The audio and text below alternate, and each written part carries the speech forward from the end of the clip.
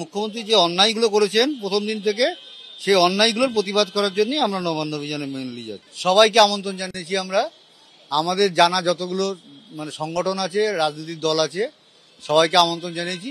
Mainly মুখ্যমন্ত্রী প্রথম দিন থেকে আমাদের সঙ্গে যে বিরোধিতা করে আসছেন যাতে আমরা বিচার না পাই, সেই যে চেষ্টা চালাচ্ছেন এবং তার প্রশাসন যন্ত্র দিয়ে তিনি ব্যবহার করছেন, তার বিরুদ্ধে প্রতিবাদ করতে এবং মুখ্যমন্ত্রীকে 14 তলা থেকে নামানোর জন্যই আমরা নবান্ন অভিযান করছি।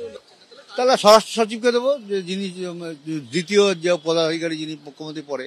আজকে আমাদের যে গণতান্ত্রিক অধিকার সেটা হরণ করেছেন এবং আমরা যে নবান্ন অভিযান ডাক দিয়েছি তারই বিরুদ্ধে যেহেতু ডাক দিয়েছি, তিনি সেটা সহ্য না করতে পেরে বিভিন্ন আইপিএস, ওনার আইএএস অফিসারদের সঙ্গে 15-16 জন আইপিএস আইএএস অফিসারকে নিয়ে মিটিং করে যাতে এই নবান্ন অভিযান আমরা সফল করতে না পারি সেই চেষ্টা করছেন এবং বিভিন্ন রাস্তায় ব্যারিকেড করে সেটা বন্ধ করার চেষ্টা করছেন। মানুষের যে স্বতঃস্ফূর্ত আন্দোলন উনি বন্ধ করতে কিছুতেই পারেন।